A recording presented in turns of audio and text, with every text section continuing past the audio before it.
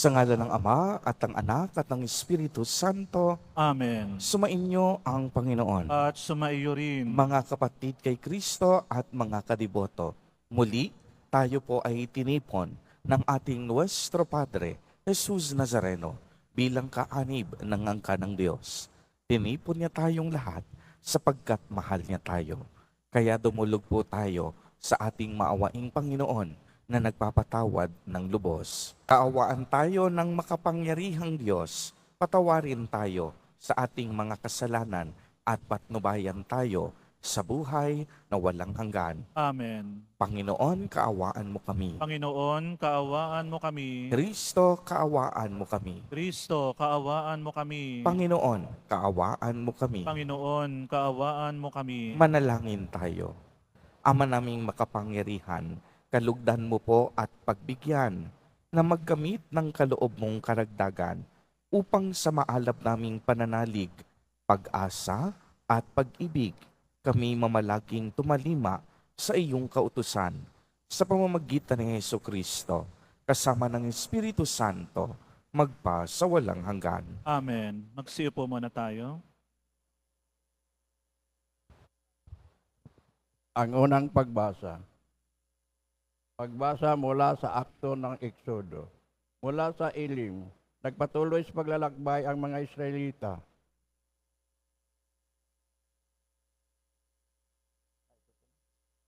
Ito nga.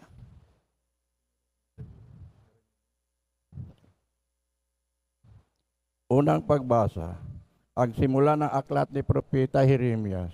Ang aklat na ito ay sulat ng mga sinabi at ginawa ni Jeremias na anak ni Hilkias at isang saserdote na Anatot sa lupain ng lipi ni Benjamin.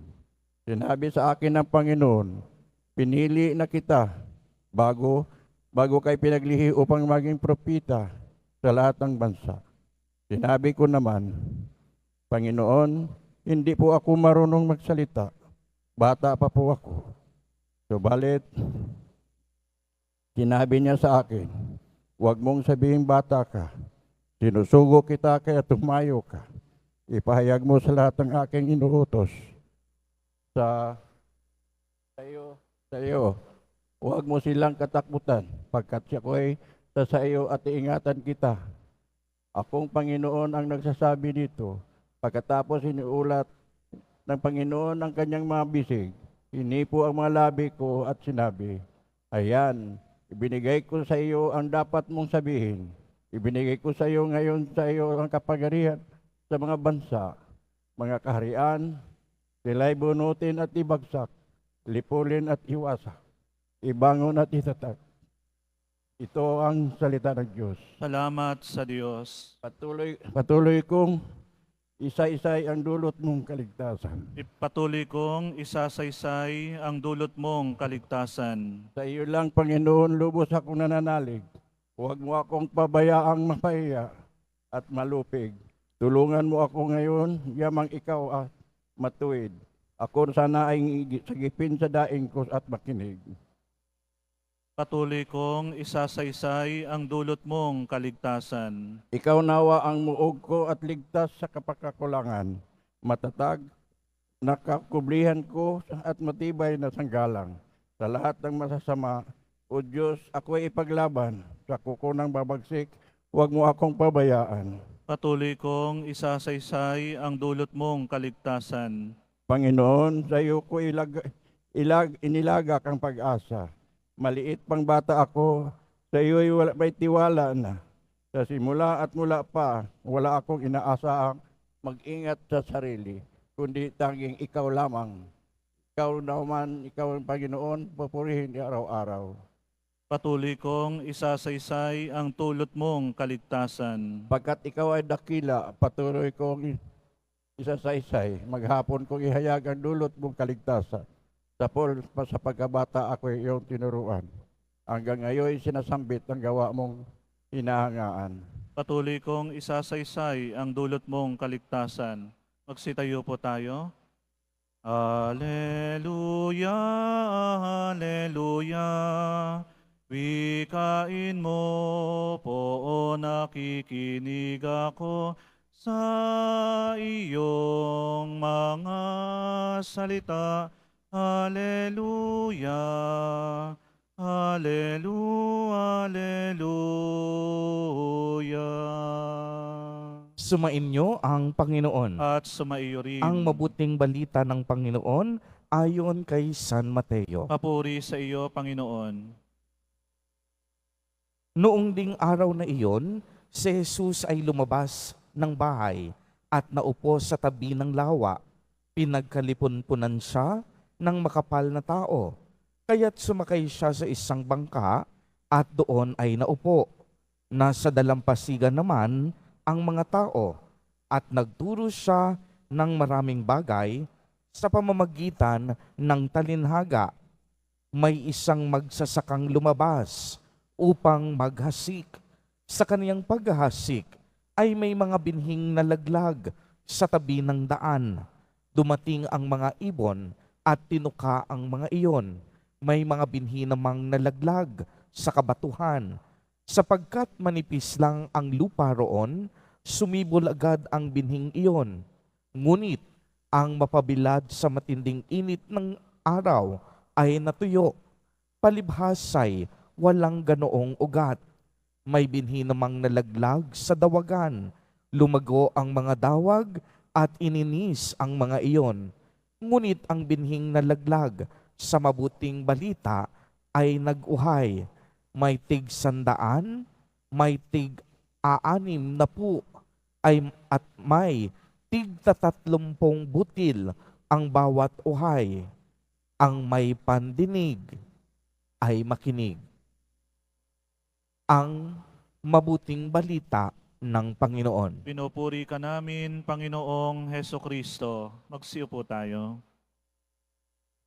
Magandang umaga po sa inyong lahat, mga kapatid kay Kristo. Sa lahat po ng ating mga taga-subaybay, sa iba't ibang online platforms, at sa lahat ng ating mga kadiboto, sa iba't ibang panig ng Pilipinas, at maging sa buong mundo, kung saan tayo ay naaabot ngayon ng ating live streaming. Mapayapang umaga din po sa inyong lahat. Purihin at dakilain natin ang ating Panginoon, ang mahal na poong Jesus Nazareno. Bagamat sa mga sandaling ito, tayo ay nakakaranas ng matinding pagbuhos ng ulan, patuloy po ang paanyaya natin sa bawat isa ng ibayong pag-iingat. Gayunpaman, ang mga misa dito sa loob ng Quiapo Church ay nagpapatuloy at tunay ngang walang makakapigil sa ating pananampalataya, walang makakapigil sa ating debosyon, walang makakapigil sa ating pakikipag-ugnayan, sa ating pagdarasal at sa ating pagsisimba. Ang atin pong ebanghelyo sa araw na ito ay tungkol sa talinhaga ng mga hasik. Sinabi dito nang ang mga binhing inihasik ay sumasagisag sa salita ng Diyos. Ang mga hasik mismo ay ang ating Panginoong Diyos at ang iba't ibang klase ng lupa ay kumakatawan sa iba't ibang klase ng puso na tumatanggap sa salita ng Diyos. Dahil nga po iba't iba ang klase ng puso, magkakaibang pagpapahalaga at magkakaibang pagtugon din ang ating ipinapamalas sa ating pagtanggap sa salita ng ating Panginoon. Kung inyong mapapansin, bawat klase po ng lupa nakinig. Subalit kinalaunan, iba't iba ang nangyari. Ibig sabihin nito, habang pinakikinggan at tinatanggap natin ang bawat mensahe at salita ng Diyos, nagkakaroon ito ng iba't iba at malalim na epekto sa ating buhay. Depende na rin sa kakayahan ng puso kung paano ito tanggapin. Una po, narinig natin sa ating ebanghelyo na may mga binhing nalaglag sa tabi ng daan. Ito po ay nangangahulugan ng mga taong nakinig ng salita ng Diyos. Dumating ang diablo at panunukso. Agad nagpatalo at nagpadaig. Anong nangyari? Inalis sa kanilang mga puso, ang salita ng Diyos upang hindi sila manalig at maligtas. Ikalawa po, may mga binhing nalaglag sa kabatuhan. Ibig sabihin, nakinig sila ng salita ng Diyos at tumanggap nito ng may galak. Ngunit, hindi naman tumimo at lumago sa kanilang mga puso. Ibig sabihin din ito, nung natanggap nila ang mensahe ng Diyos, naniwala sandali. Subalit sa panahon ng kaunting pagsubok, tumiwalag agad. Nagsimba at nagdasal, ngunit kaunting pagsubok lang, hindi na bumalik sa ating pananampalataya. Agad-agad pinanghinaan ng loob. Ikatlo, may mga binhing nahasik sa dawagan. Nakinig din sila ng salita ng Diyos, ngunit nang malao na ay nadaig ng mga alalahanin sa buhay at ng pagkahilig sa kayamanan at kalayawan. Kaya't ano ang nangyari? Hindi nahinog ang kanilang mga bunga. Maaaring dito napakinggan na nila ang mabuting balita ng Diyos, nagdasal na, nanalangin na, napakinggan na sa kanilang panalangin. Ngunit nagkaroon na ng kaunting kayamanan, imbis na pananampalataya kumapit, umasa na sa luho at yaman ng buhay. Pinasaya na sila ng kanilang kaunting kapangyarihan at kayamanan. Pang-apat, may mga binhing nahasik at nalaglag sa tinatawag na mabuti o matabang lupa. Dito, nakinig ng salita ng Diyos. Iningatan nila sa kanilang mga puso. Malinis ang kanilang intensyon at sila'y patuloy na nagtatiyaga hanggang ang salita ng Diyos mamunga at magkaroon ng epekto sa kanilang buhay. Dumating ang pagsubok, hindi nagpatalo, hindi sumuko, patuloy na nagmahal, nagsakripisyo, tanging sa Diyos kumapit, tanging sa Diyos umasa sa kabila ng mga hamon at pagsubok, nanatiling naglilingkod, magtag-araw man at magtag-ulan. Ito po ang klase ng lupa na inaasahan sa bawat isa sa atin sa ating pagtanggap sa salita ng Diyos. Mabubuti at matatabang lupa. Kaya nga po ang magandang katanungan, mga kapatid kay Kristo, paano natin pinakikinggan ang bawat mensahe at salita ng Diyos na ating napakikinggan sa araw-araw? Alalahanin po natin, tayo po ay itinanim, tayo ay inihasik sa iba't ibang paraan upang ang salita ng Diyos mamunga sa ating puso't sa ating buhay. Namumunga na nga ba o mamumunga pa lamang ang salita ng Diyos sa ating mga puso? May mga mabubuting epekto na po ba ang bawat nating napakinggan? O baka naman, kagaya ng ibang lupa, agad-agad tayong sumusuko kahit na sa maliliit na pagsubok sa ating buhay. Mga kapatid kay Kristo at mga kadiboto, lagi po nating tatandaan na ang salita ng Diyos banal at makapangyarihan. Ang salita ng Diyos para sa lahat, maging mayaman man o mahirap, makasalanan ka man o banal, profesional ka man o walang pinag-aralan, taniyag ka man o hindi kilala, hindi tayo pinagdamutan ng Diyos ng kaniyang mga salita na nagbibigay buhay at nakakapagpabago sa ating mga pamumuhay. Maging makasalanan man, hinasika ng Diyos ng mga binhi upang sa gayon magkaroon ng puwang ng pagbabago ang kanilang mga puso. Kaya't ang napakahalagang salita sa ating pagninilay ngayon, mamunga, naway sa ating pakikinig ng salita ng Diyos, tayo pong lahat ay hindi lang basta lumago, kung hindi tayo po ay mamunga.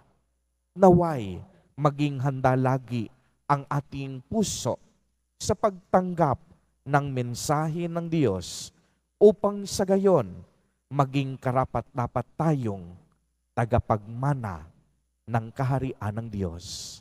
Amen. Purihin at dakilain natin ang ating Panginoon, ang mahal na poong Jesus Nazareno.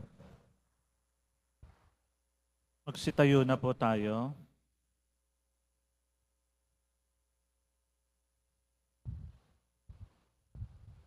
Minamahal kong mga kapatid, sabihin natin sa Diyos ang ating pagnanais sa isang mayamang ani sa mundong ito habang ating nasasalamin ang hindi matabang lupa sa ating buhay.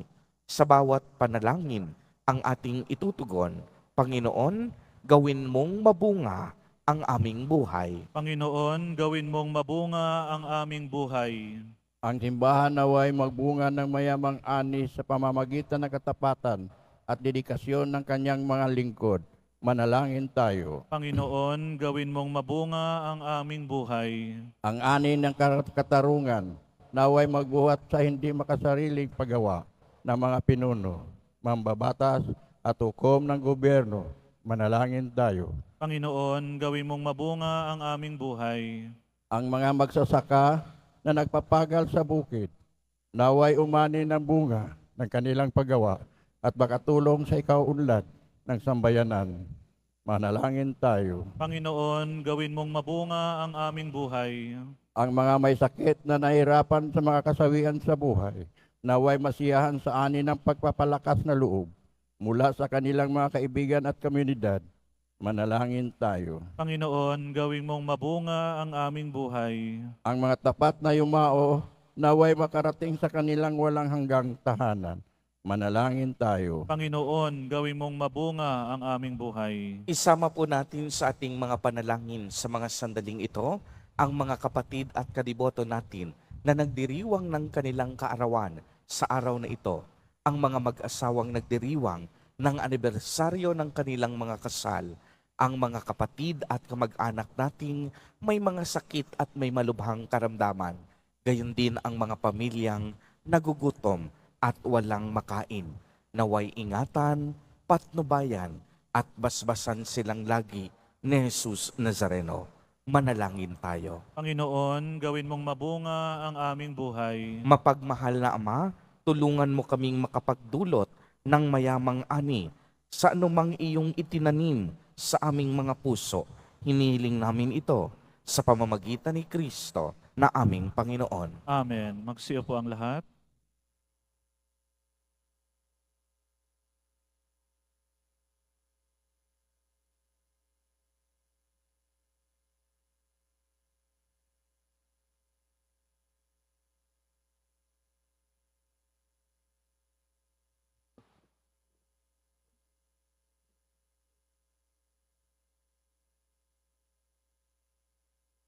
Kapuri-puri ka, Diyos amang lumikha sa sanlibutan, sa iyong kagandahang loob. Narito ang aming maiaalay mula sa lupa at bunga ng aming paggawa. Ang tinapay na ito para maging pagkaing nagbibigay buhay. Kapuri-puri ang poong may kapal ngayon at kailanman.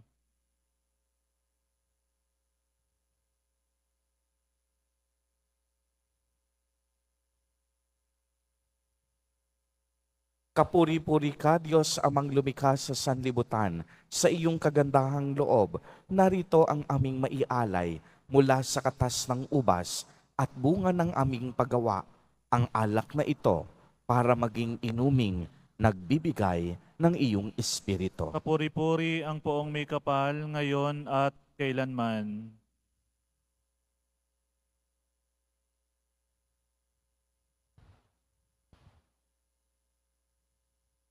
Sitayo po tayo. Manalangin kayo mga kapatid upang ang paghahain natin ay kalugdan ng Diyos amang makapangyarihan. Tanggapin nawa ng Panginoon tong paghahain sa iyong mga kamay, sa kapurihan niya at karangalan sa ating kapakinabangan at sa buong sambayanan niyang banal. Ama naming lumikha, lahat ng iyong mga paghahaing ipinag-utos noong araw ay iyong pinagtibay sa isang haing hantungan ng tanan. Tanggapin ang ginaganap ngayon ng inyong mga lingkod at basbasan mo ito ng kabanalang gaya ng iyong kaloob sa mga alay ni Abel na lubha mong ikinalugod upang ang mga handog ng bawat isang nagbigay para sambahin ang banal mong ngalan ay magkamit ng karagdagan mong kasiyahan sa pamamagitan ni Jesucristo kasama ng Espiritu Santo magpa sa walang hanggan. Amen. Sumain niyo ang Panginoon. At sumaiyo rin. Itaas sa Diyos ang inyong puso at diwa. Tinaas na namin sa Panginoon. Pasalamatan natin ang Panginoong ating Diyos. Marapat na siya ay pasalamatan. Ama naming makapangyarihan, tunay ngang marapat na ikaw ay aming pasalamatan. Pinagbibigyan mong ito'y aming maihayag, kahit na ito'y walang anumang maidaragdag. Sa kadakilaang sa iyo ay likas. Sa pagpupuri nami ang nakikinabang, ay kami ring iyong pinakikiharapan sa pamamagitan ng iyong anak na minamahal. Kaya kaisa ng mga anghel na nagsisiawit ng papuri sa iyo, nang walang humpay sa kalangitan, kami nagbubuni sa iyong kadakilaan. Santo, Santo, Santo, Panginoong Diyos ng mga hukbo, napupuno ang langit at lupa ng kadakilaan mo, o sana sa kaitaasan, pinagpala ang naparirito sa ngalan ng Panginoon, o sana sa kaitaasan. Magsiluhod po tayo. Ama naming banal, ikaw ang bukal ng tanang kabanalan. Kaya't sa pamamagitan ng iyong Espiritu, ay gawin mo pong banal ang mga kaloob na ito upang para sa amin ay maging katawan at dugo ng aming Panginoong Jesucristo. Bago niya pinagtiisang kusang loob na maging handog, hinawakan niya ang tinapay, pinasalamatan kaniya, pinagati-hati niya iyon, iniabot sa kaniyang mga alagad at sinabi, tanggapin ninyong lahat ito at kanin. Ito ang aking katawan na ihahandog para sa inyo.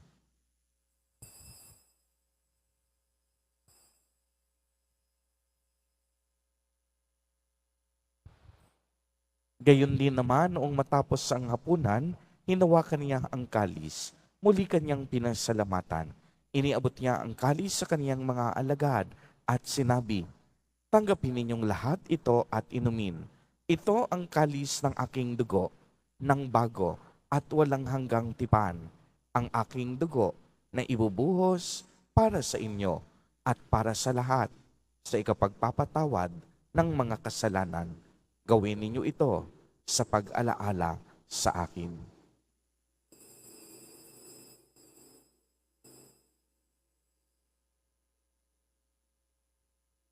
Sitayo po tayo.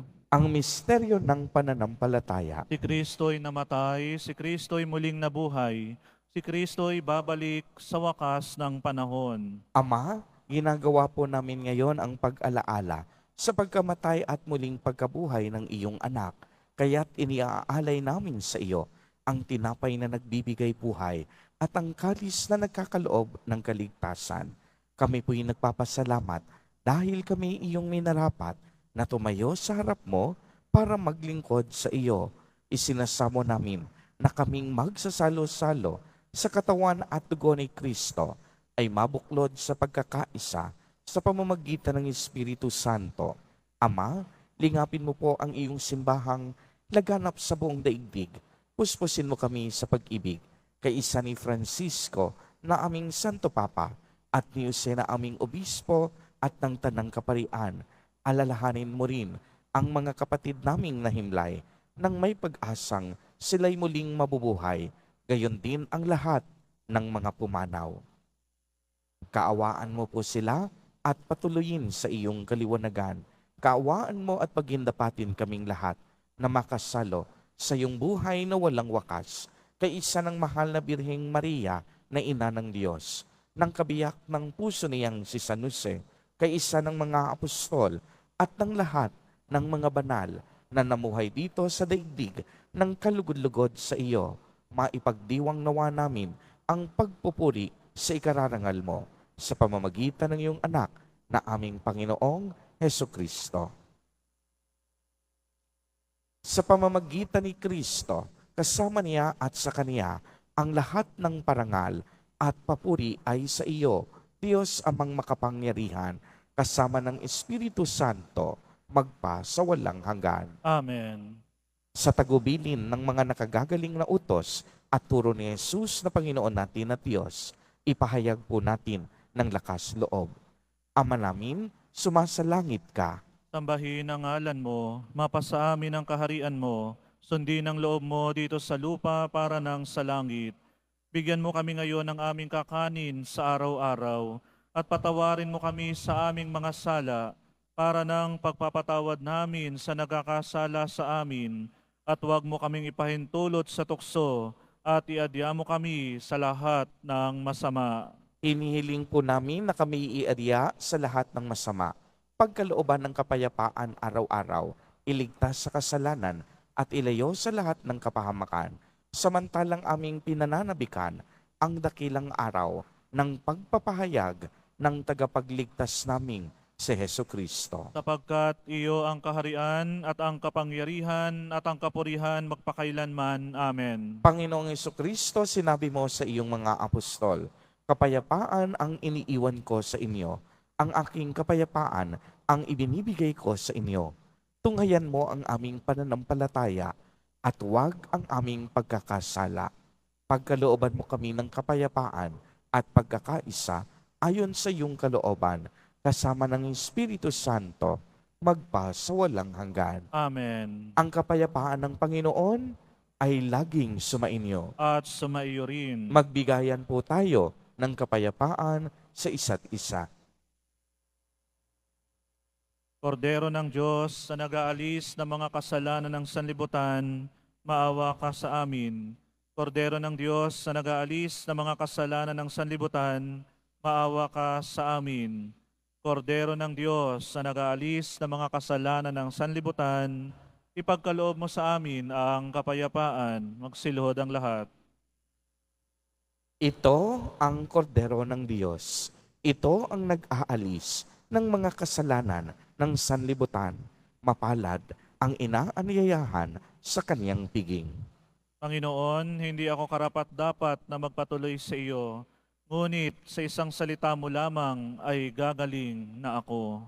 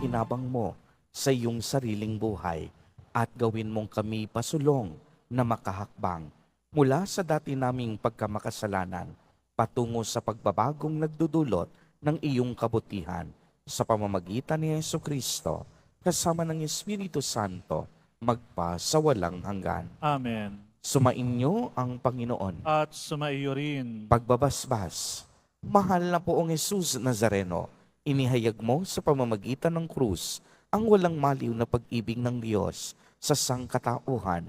Pakinggan mo ang kahilingan ng iyong angkan na nagsusumamo sa iyo. Makamtanawa nila ang iyong katugunan at tanggapin ang kasagutan na may utang na loob na tinatanaw. Basbasan din po ninyo ang mga daladala nilang mga imahen at dasalan. Sa pamamagitan ng bendisyon na ito, naway maalala nila ang mga pangako nila noon sa binyag na ikaw ang kanilang iibigin at paglilingkuran bilang Panginoon magpa sa walang hanggan. Amen. At pagpalain po kayong lahat at ng inyong buong pamilya ng makapangyarihang Diyos, Ama, Anak, at Espiritu Santo. Amen. Humayo kayong taglay ang kapayapaan ng poong Jesus Nazareno. Salamat sa Diyos.